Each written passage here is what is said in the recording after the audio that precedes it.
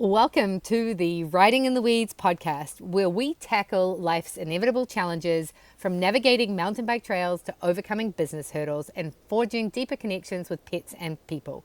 It's easy to find yourself tangled in the weeds, but we're here to help with insights and strategies that'll get you out of the weeds. Our goal is to boost your performance in both sports and everyday life by sharing essential skills that we've learnt along the way. Through tales of our entrepreneurship journey, thrilling biking adventures, and fostering meaningful relationships, your hosts, Natasha and Jenny Brandon, will guide you on a journey that's not only enjoyable, but also inspiring. Join us to gain confidence that you need to navigate the trails of life. Hello and welcome to episode 69 of Riding in the Weeds. Today, we're going to get light and we're going to talk about play. Why is it important? Do you do it often enough? And really, how do you step into play? It's something humans need to do a little bit more. And are you doing it enough? So let's just dive right on in. I am Natasha Lockie. I am a performance, life, and bike coach, which means that my whole thing is very much rooted in play. I think that when we're having fun, everything is better. Jenny Brandon, she is our animal communicator.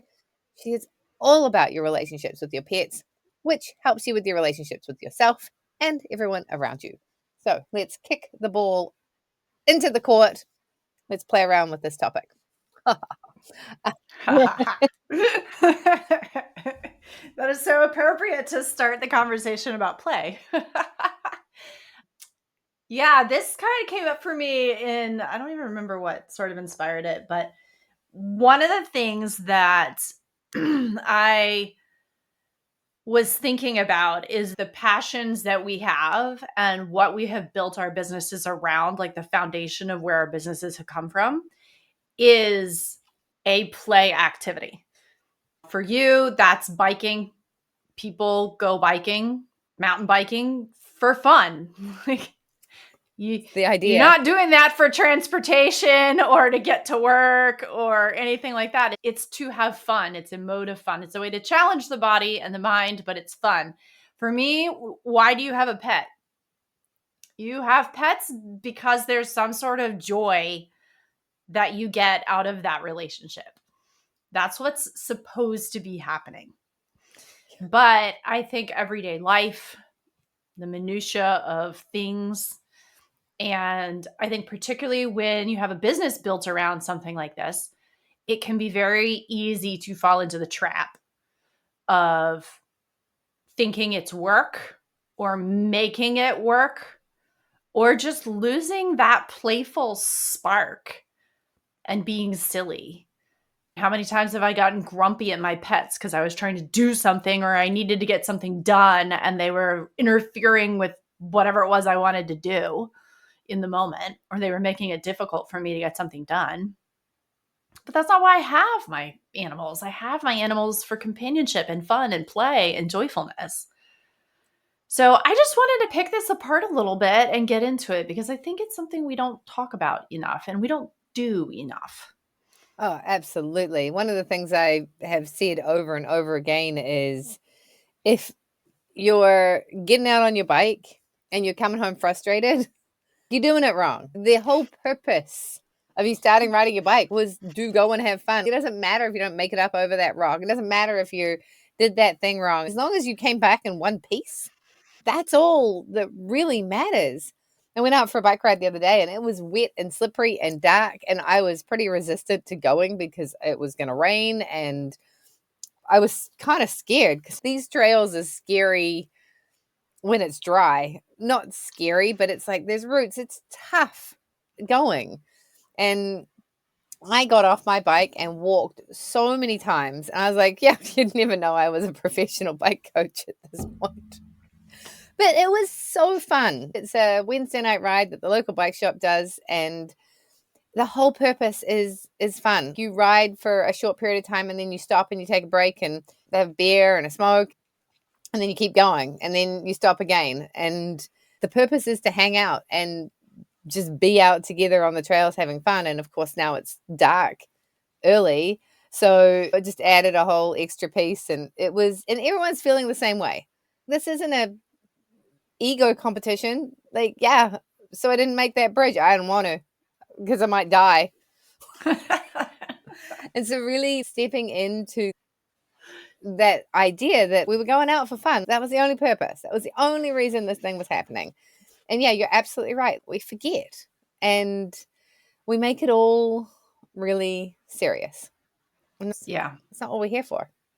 No, it's not what we're here for. And I think being joyful and being playful is one of the best human conditions. Like, it's one of the coolest parts of being a human and being able to just exist in this world is how much opportunity there is for play and joy. And life is hard. Our world is not easy to live in. It's not easy to navigate. Things are expensive. There's political insanity going on everywhere. It's a difficult world to live in. And I think it takes a conscious choice to reach for those things that are fun to us and to reach for those things that are playful. I know I've been working very hard on making sure that I am working the horses more frequently now. When you have two elderly horses, it starts to become a little more important that things get done more frequently than they used to.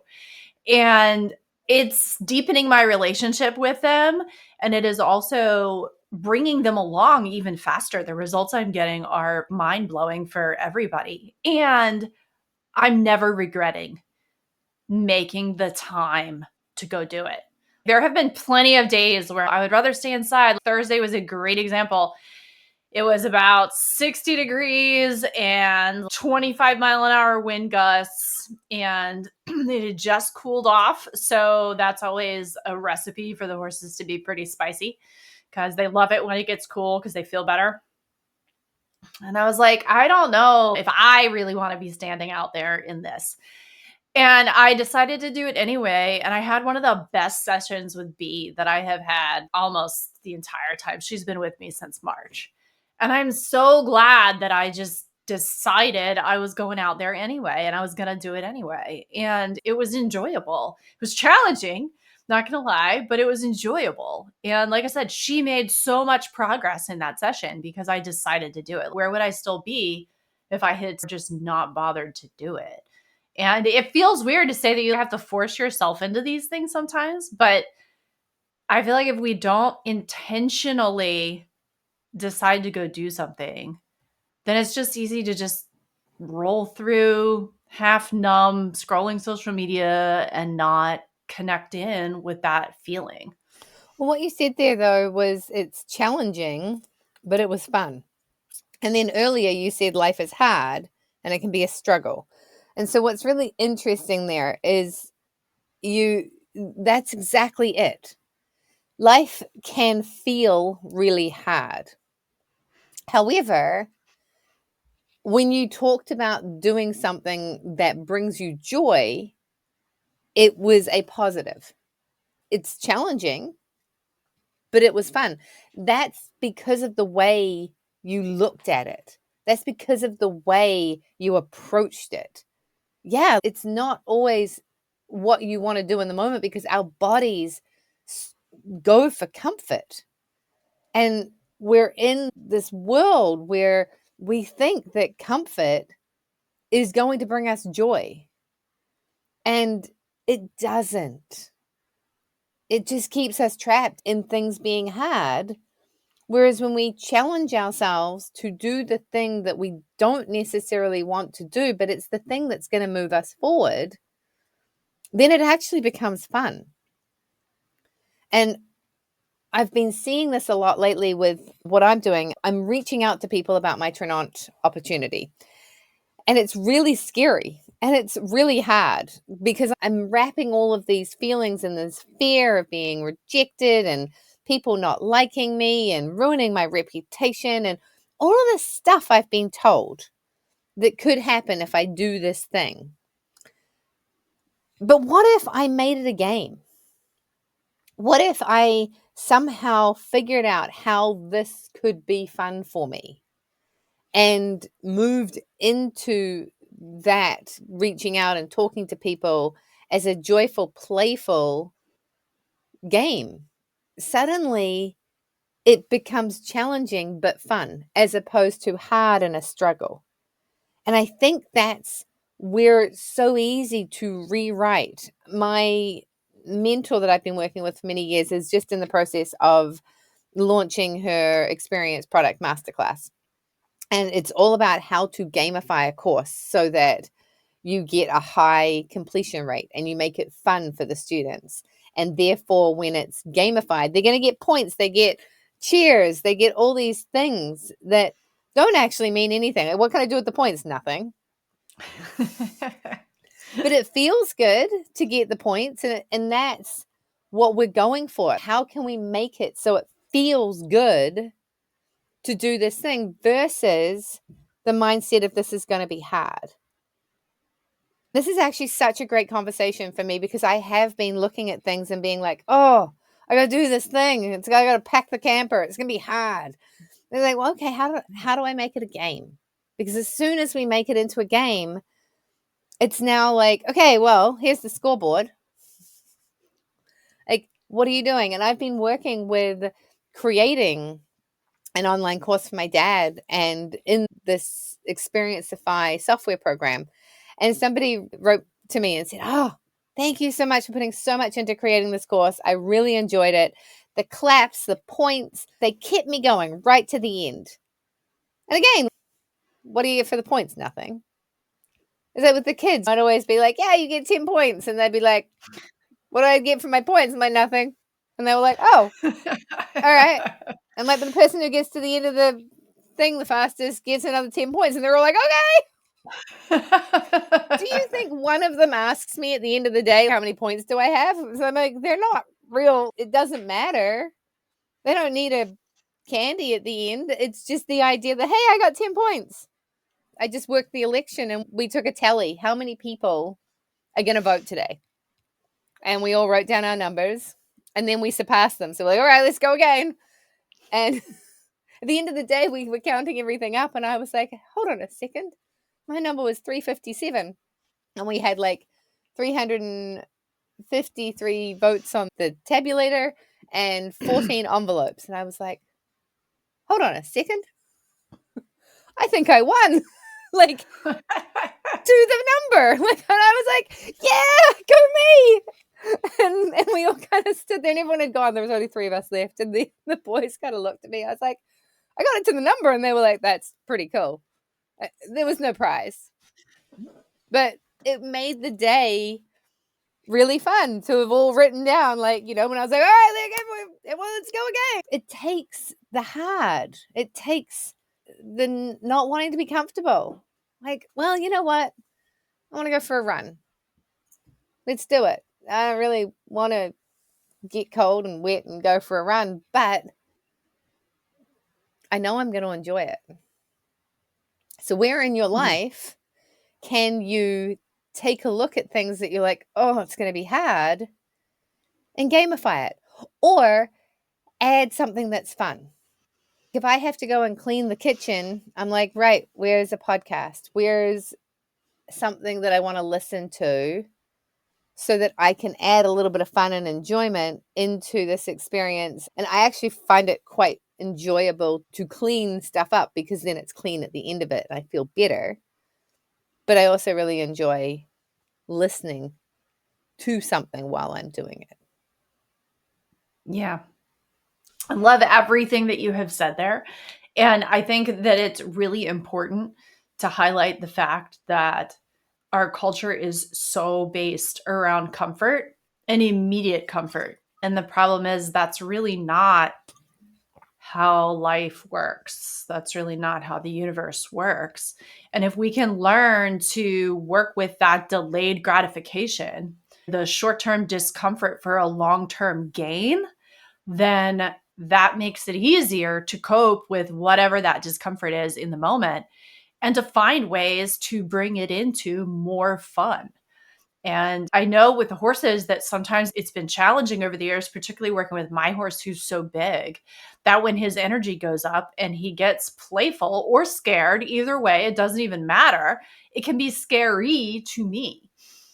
And there were times when I would be stressed out trying to handle working with him because the energy was so much that it was scary. It's like things on the trail that you encounter when you aren't confident that you can handle what's going to come at you and you don't know what's going to come and it could be unpredictable, then it's challenging and stressful. And learning to be okay in those situations has now enabled me to be able to have more fun. And when they get squirrely like that, I can laugh at them and it doesn't bother me. But I had to live through those situations in order to get there. So sometimes the way to fun is to have to live through a few bumpy spots in order to get to the other side.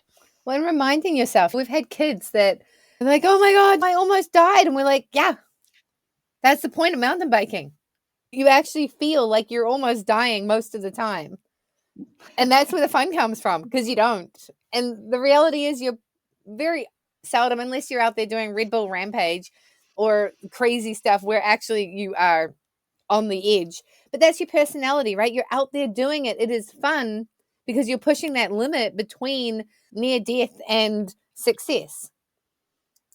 And you don't have to be actually literally in that place to have that experience. So if we can remember that that's what life is all about, it's about feeling like we almost failed, like we almost died, like we almost crashed. And it's the fun and the joy and the excitement actually comes from succeeding in a place where you might not have.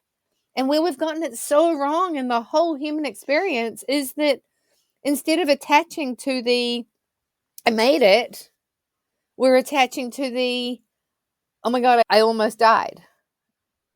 And then that's what it feels like because of our culturalness and how, what's the word, attached we are to everything. Life is a series of missteps and failures. And if we don't have those, then you don't get the up without the down. You go to a soccer game, it's not fun if it's not a close game. It's really boring. And it's not fun for the winning team or the losing team. Because to sit there and watch your team just slay the other ones and be like, well, that wasn't exactly exciting. Yeah, you're happy your team won, but at the same time, it wasn't that exciting game. I once read something about movies and TV shows, and how often do you actually see cell phones, even now, when you're watching TV? Because if in that critical situation, and in a book, right, if the person that's in the moment could just pick up the phone and call somebody and tell them what was about to happen or what they know, then it would ruin all the suspense. It would ruin the experience that you're having of being like, oh, there's this going on over here and there's this going on over here and they can't talk to each other. And so that this person needs to know that this is happening. And that's where the excitement comes from. If they could just communicate with each other like we do in daily life, then there's no excitement. You wouldn't watch the movie. You'd be bored.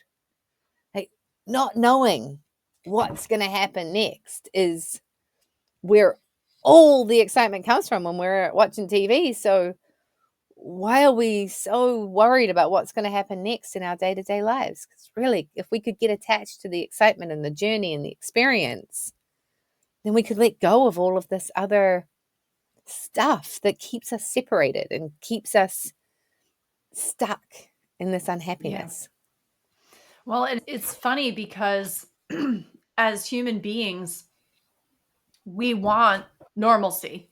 We want consistency. We want routine. We want to know what to expect in any given situation. That gives us comfort. That gives us peace of mind. That's important to us on a very deep psychological level. And yet, spontaneity and new and novel things are also something that we crave. And it's this weird sort of tug of war between those two things. If you get too much spontaneity and too much novelty, your system can get overwhelmed very easily. And depending on where you are in life, also depends on how much of that you can handle at any given time. Children have a pretty high capacity for novelty and newness because they're learning about the entire world every day. So everything is new. When you get older, you lose some of that capacity. And when you get confronted, like you go to a different country or a new town, all of that newness can be very overwhelming. But the flip side is if you get stuck in the consistency too much, it can drag you down. You commented to me one of the last times we were on vacation about how happy I sounded. And I realized that it was the fact that I was able to break out of my normal routine. There were a lot of things this summer that were really challenging and hard. And not having a break from that routine just drug me down over time because you can't escape the stress when you don't have anything that's novel going on and you're just sitting in it. And so sometimes we need to figure out how to change our environment up a little bit in order to be able to find a new level of play. That might mean something as simple as taking a different route to work. Or even if you work from home, going and working at a coffee shop, or moving your desk to a different room for a day, or going and sitting outside and working for the time, whatever it is. But there's ways we can add that in, but it's got to be a conscious effort. And I know this summer I wasn't making the time to do that for myself. So I was getting stuck in my own crap for a while and it wasn't fun. Yeah. And once we got back from vacation, I was like, all right, what do I need to do to make sure this is more of a priority for myself so that I'm not getting dragged down? Because one of the big keys is we get to access our creativity through play. And you can't find that really deep, genuine well of your own creativity if you're not playing. So, how can we solve our own problems or how can we come up with new ways to do things if we're not willing to play? Even Einstein spent a large amount of his time not actually focusing on his work. He would go do nothing for great periods of time. And that was how he was inspired to be able to have some of the most groundbreaking science discoveries of the time. There's so much in there. And the biggest piece I hear is, yes, there's times when you're going to push. There's times when you're going to be under a constriction. And what can you do at the end of it? Yesterday, we had a pretty chaotic weekend. And it's been kind of a bit chaotic leading up to this. And there's a lot going on. And Ian's like, just do nothing. Let's not do anything today. And I was like, yeah, but there's all these things that need to be done. And if I don't do something now, it's not going to be done tomorrow. And it was really hard, right? And there was a lot of emotions. It wasn't a very nice day yesterday, but then it became a nice day. And it's funny here because I'll look out and I'll be like, oh, it's so calm. And yesterday, the pool was full. The tide is so high with this big moon that we've just had. And so basically all I had to do to go paddleboarding was throw my paddleboard off the edge into the seawall and it was already in the water. I'm like, oh, this is the perfect time to go paddleboarding. It was not the perfect time to go paddleboarding. And it's funny because I didn't want to do it. I was like, oh, do I really want to go paddleboarding? And then I stepped into how it feels when I'm on my board and I'm on the water. And so me and Puppy went down. And it's cool because he gets so excited, which makes me pretty excited. And we get on the board and we float away. And it was right at tide turning. So the tide was starting to rush back out again. And he decided to sit on the front of the board. And so I'm like paddling. I made it like 500 meters. And I was like, this piece of wood floated by me. It was going so fast. And I'm like, okay. So if I stop paddling, what happens? The second I stop paddling and all the water is rushing towards me. So it felt like I was going backwards whilst trying to paddle forward.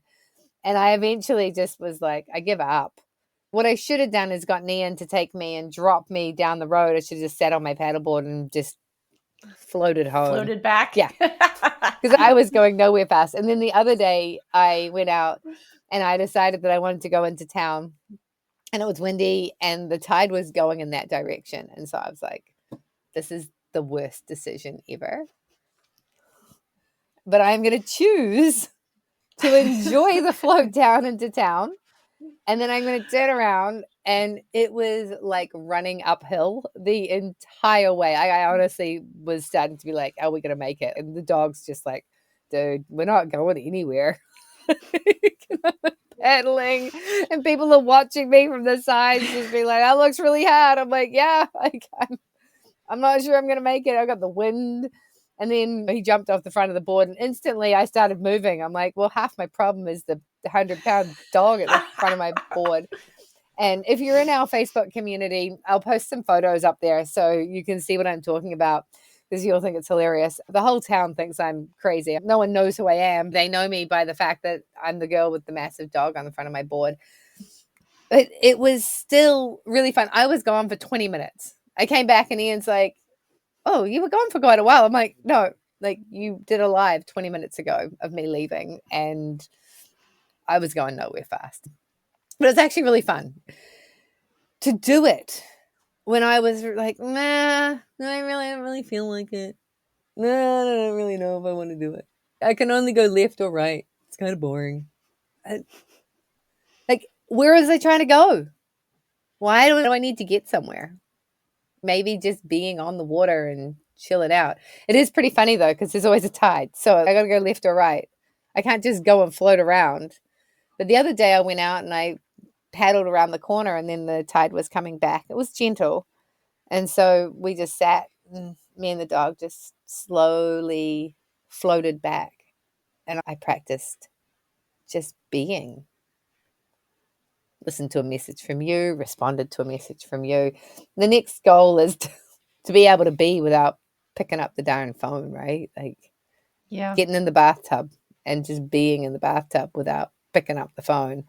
And when you allow yourself those times as well, the last thing I'll say to that is I then jumped into the bath yesterday, and there was a lot in me, and something triggered me, and I was doing a meditation, and I was actually able to get angry and cry a little, and I stopped for long enough to actually let the emotions out. And Ian came in and I was like, oh, you left the music on.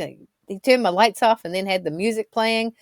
And I was like, and he's like, I'm sorry. I'm like, honestly, I don't want you to be sorry, because if you hadn't have done that, I wouldn't have had the experience of being able to release whatever. I'm like, clearly you spilled my coffee cup, but the coffee inside was what was inside me already that needed to get out. It wasn't you doing the thing that created the reaction that I had inside of me. The reaction was there, and you just tipped the cup. And again, if we don't allow ourselves times to move into play or move into stillness or move into something else, that stuff just gets stuck. Yeah, and we get trapped in the minutia of it. It's like being able to go on vacation, taking yourself out of the place where you are all the time and into a completely different environment enables you to be able to play. But what if we could be in our normal environment with a sense of wonder and a spirit of playfulness so that we don't have to need that break? I think my ultimate goal in life would be to build a life that I don't need a vacation from, that I don't need to run away from in order to feel better, period. That would be, to me, the best thing I could ever do. But how can I start building that here and now, even when I do have demands on my time that I don't want to have to do? I have things I have to take care of. The laundry still needs to be done. That was like episode 2 or something. There's always going to be laundry in paradise. So how do we set ourselves up to be able to play despite the laundry that's always going to be around? We do laundry on vacation all the time. It's helpful, frankly. Well, I think little games. I was listening to a podcast, and it was Mel Robbins, and she was talking about the idea of looking for hearts wherever you go. When you're walking, look for hearts. And the concept being that it brings you into the moment. There's also a game, right? And now, like, when you find the hearts, you're like, oh my gosh, Saw a heart. That was cool. It makes me take a different route because I know that there's only 3 hearts if I go that way. But if I go down onto the beach where there's a whole lot of different rocks, and I'll never see the same heart rock twice. In fact, all my heart rocks got mixed up in this massive storm. I was on my paddleboard and I looked down. It was so clear. And I really wished I could pull my phone out and take a photo. There was this big heart. Like, it was such a perfect one. And at first I thought it was a silly game. And now I'm like, this is a fun game. And so many people that I've spoken to play this game too. The idea is that it brings you into the moment and then you get really excited. And if you have people that share this game with you, then you start sending people photos of your hearts. And suddenly you realize that this isn't a game that you're playing by yourself. Like, this is a game that there's a whole lot of people that are playing the heart game. And it just brings you into a different space. So even though you're doing the same thing every day, you're going for the same walk with the dog and it feels monotonous. Now it doesn't, because now you're like, oh my God, look, I saw a heart. And then what's even cooler is you're thinking of somebody and sending that picture to them. And then that person feels like you're thinking of them. How can we create different ways of getting excited about things that don't really matter, but then they do matter? And that gets us out. Now, that might be the only thing that you're like, oh, I send a heart picture to my bestie every single day, but I don't go out for a walk, don't get to see a heart, don't get to send the picture. I'm going to lose my streak. And so, how can we bring playfulness into our way? When you are doing things at play, you learn 10 times faster. Something that will take 100 times to do it when you're not at play will only take 10 times to do it when you are at play.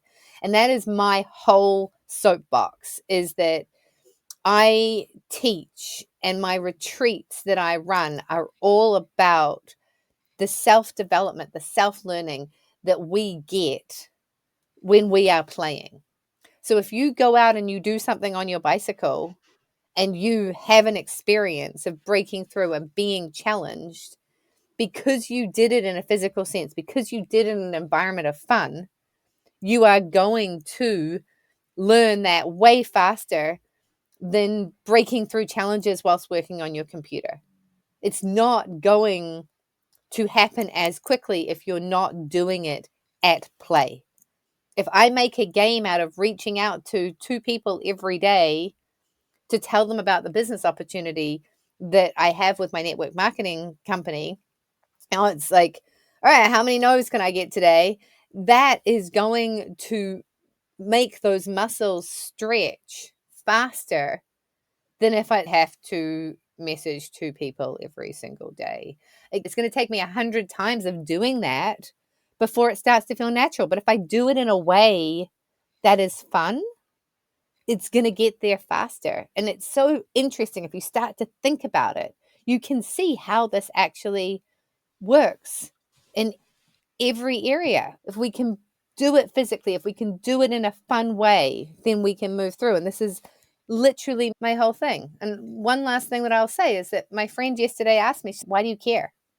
If you're just doing this because you want to make money, if you're just doing this because there's a result you're trying to get, she's like, it's going to be really hard. What's your reason? I'm like, I want people to have more fun. If I can give you an opportunity that allows you to make more money so you can have more fun in your life and reach your dreams faster, I want you to know about it. That's all I care about. I don't care about the money. I don't care about the products. I don't care about any of that stuff. I do.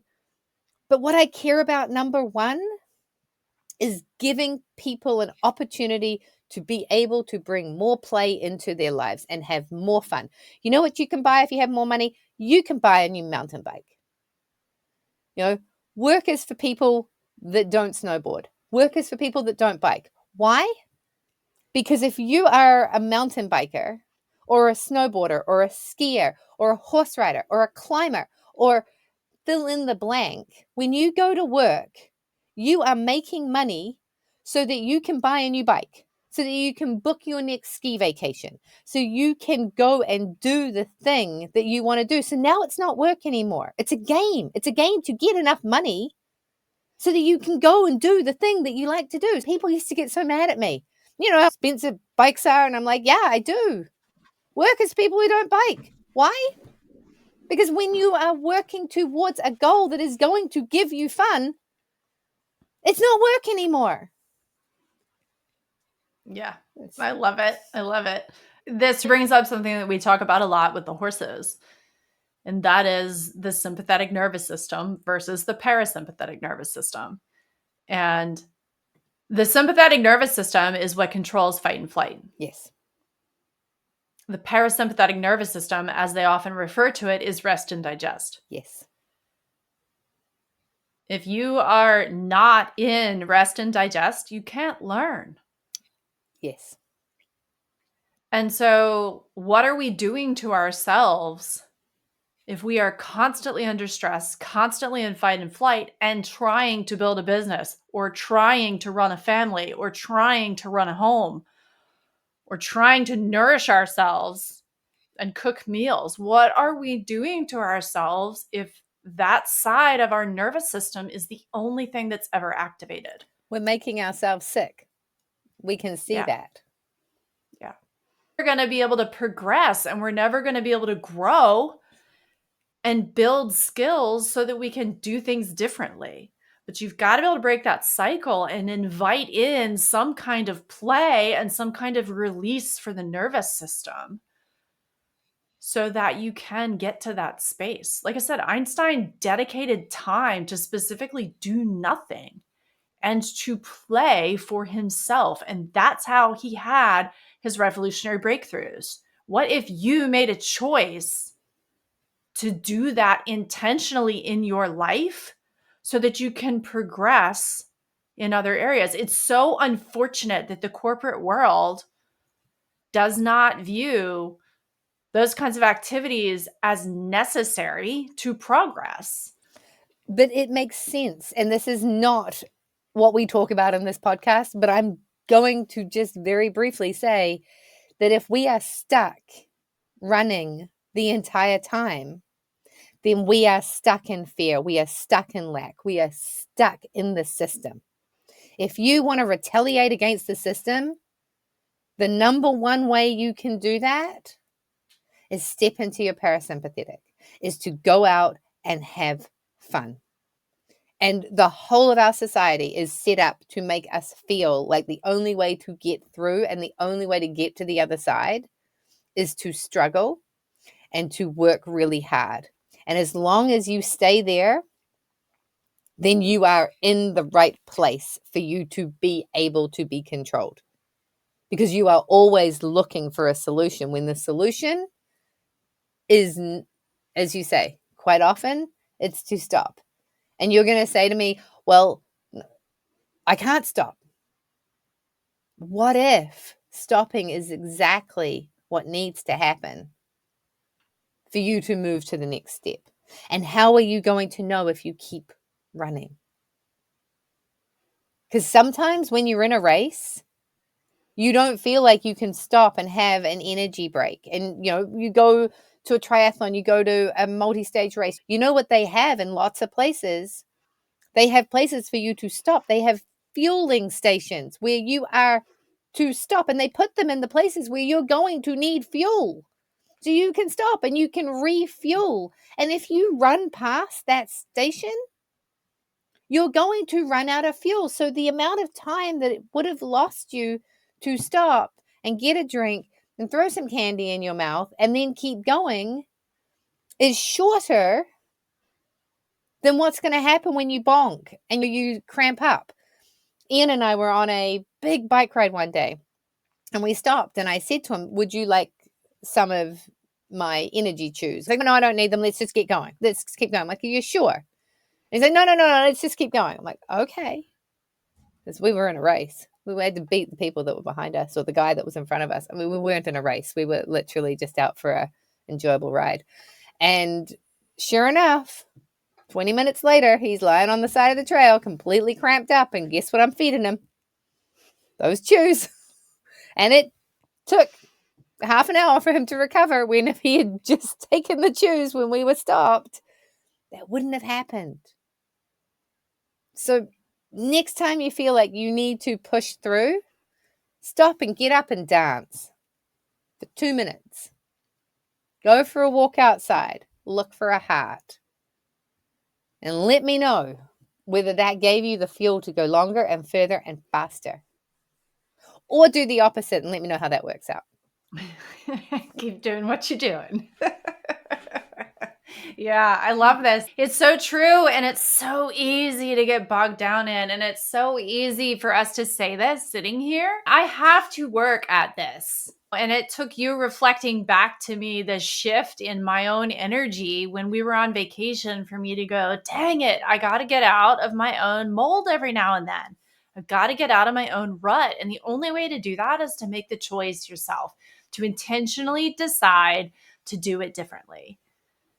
That's the last thing you have to do is just keep repeating that step and choose to be playful and choose to have fun, choose to take the breaks and choose to break it up for yourself so that you can recover and that you're not sitting there in fight and flight the whole time. Our bodies are not designed to exist that way. That's a very temporary state that is made to protect us, but in the long term, it does not. It hurts us. And we have to intentionally choose to do it differently. Absolutely.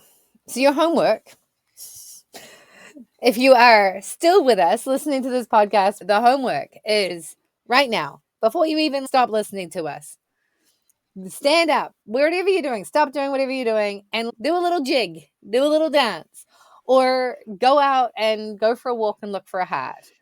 Do something. What is that thing that you can do in under a minute that will light you up and bring some joy? Go and give your dog a hug. Go and grab the ball and go outside and play with your animal for a moment. Go and find your partner and have a big smooch. What can you do right now that you deem as fun? And that's all I have to say on the topic. I am Natasha Lockie. I am all about bringing performance in life, and that comes through life coaching and bike coaching and a little bit of a combination of the two. I was born with this desire to help people have more fun in whatever they do, in whatever way lights them up. So if you are feeling stuck, if you're listening to this and you're like, I don't even know how I could play, reach out to me. Let's just have a chat and let's brainstorm around some ways that you could go out and play. And how can we break this pattern? You can find me at Betty Go Hard on Instagram. Send me a DM. Find me Natasha Lockie on Facebook. Send me a DM. I do have a website. It's bettygohard.com. It's not being used as much as it should be. I'm also on Substack and LinkedIn, Natasha Lockie. There are so many ways to find me. Please reach out. Let's have some fun. Because if I'm not good at anything else, I'm really good at that. Ginny, any final words and how do we find you? Yeah, I just sit here and I'm wondering if you only added 1 minute of play every hour, how would that change your life? Like, how different would your energy be and would your life be if that was all you did was take 1 minute out of every hour for something that feels good to do in that moment? And there's so many little things that can be done, like going and petting your pet. That's why we have our pets, right? So I am Ginny Brandon. I'm an animal communicator and energy healer for animals and their people too. If you want to find more joy with your pet and deepen the relationship that you have with them, I would be delighted to have a session with you. If you are struggling with things with your pet and the relationship that you have, I'm also absolutely happy to help. That is something that I am definitely passionate about, is making sure that people and their pets have their joy together, because that's the whole point. You can find me at soulpetconnections.com or on Facebook, Instagram, YouTube, and also Substack as Soul Pet Connections. If you would like some extras and things, you can find that on the website, ridingintheweeds.com. And you can find the podcast on all of the major platforms. So we hope this was fun for you today. And if it meant something to you and you know someone who could use a little more fun in their life, please hit the share button and send us your hearts. We'd love to see them. So that's your homework. We want to see how you're doing. We look forward to seeing you again next time, and we'll talk soon. Have an amazing day. Thanks so much for listening.